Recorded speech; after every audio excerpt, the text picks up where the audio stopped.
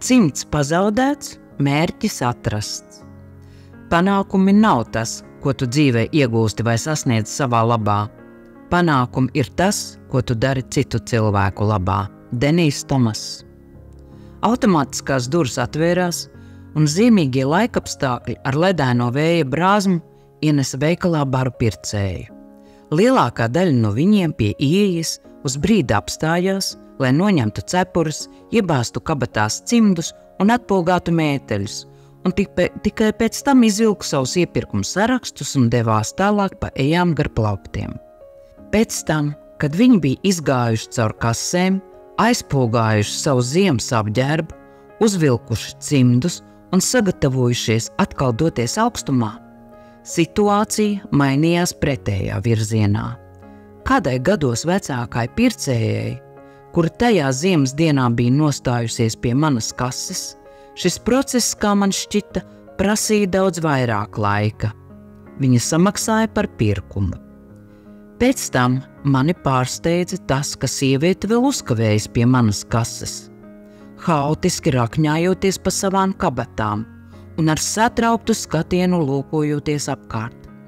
Beigās viņi pajautāja, vai neesat redzējusi manu pazudušu sarkano cimdu?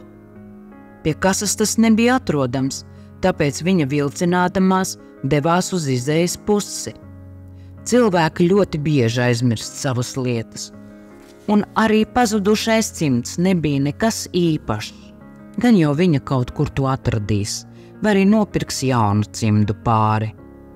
Taču sieviete nevis devās prom, bet palika, un acīm redzam norūpējusies riņķoja pa laukumu pie kasēm. Nākamajā reizē, kad viņu satiku, sieviete man pateica, ka esot izstaigājusi visu veikalu vairākas reizes, izejot to pašu ceļu, pa kur bija gājusi, lai pārliecinātos, ka cimds nav nokritis kaut kur veikalā. Beigās es sapratu, ka viņas sirdi nomāca kaut kas vairāk nekā pazaudētais cimds, un noklausījos viņas stāstu par to, ka šie cimdi bija pirms kāda laika mirušās māsas dāvana.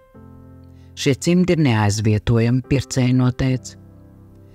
Pēkšņi man viņas kļuva no sirds žēl, un es sāku šo cimdu meklēt tikpat neatlaidīgi kā viņa. Pārmeklēju visas iepirkuma summas, ja nu gadījumā cimds būtu iekritis kādā no tām. Mierīgi pierunāju sievieti vēlreiz pārbaudīt mēteļa kabatas. Pēc tam pāris reižu apgāju apkārt savai kasei, un ar acīm pārmeklējot visus kaktiņus un spraudziņus, kurās cimds būtu varējis iekrist, un tad netīšām ticis aizsperts ārpus redzes lauka. Ieteicu atstāt savu vārdu un telefona numuru sekretārei, ja gadījumā kāds atrastu cimdu. Veikala darbinieki varētu viņu sameklēt.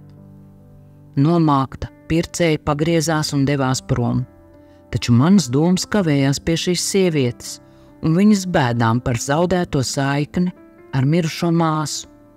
Pēc neilga brīža man bija dažas brīvas minūtes, jo pie kases nebija neviena pircēja.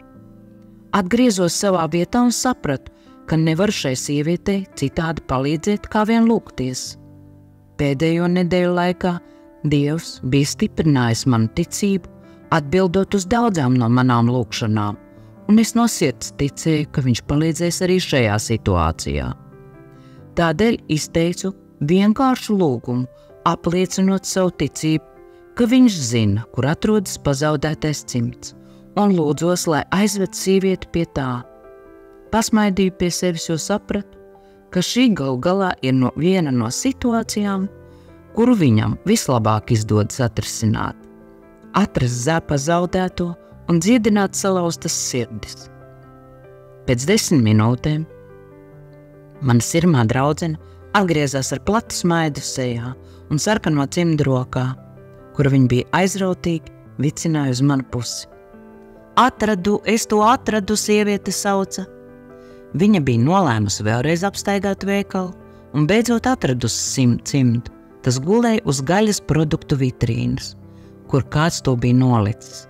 Priecājos kopā ar pircēju, nolūkojos, kā viņam mazliet vieglā solī beidzot izgāja no veikala, jo viņas sirds bija atkal laimīga. Biju gaidījusi, ka Dievs palīdzēs atrast pazaudēto cimdu, bet kā vienmēr viņš izdarīja daudz vairāk. Izrādījās, ka pazudis bija ne tikai cimds. Biju aizmirsusi, kāpēc vispār atrodos pie kases.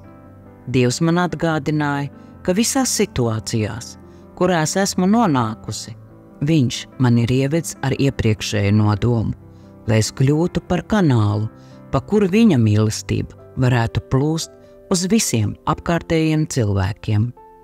Man vajadzēja atgādināt, ka jāpilda pienākums pret savu tēvu, pat strādājot, kā arī atrodoties savās mājās, automašīnā un visos savas dzīves apslēptajos stūrīšos, kur varētu būt nokritušas viņa vēlmes, kas izklaidīgi paspērtas tālāk, dodot vietu šķietami svarīgākām tā brīža problēmām.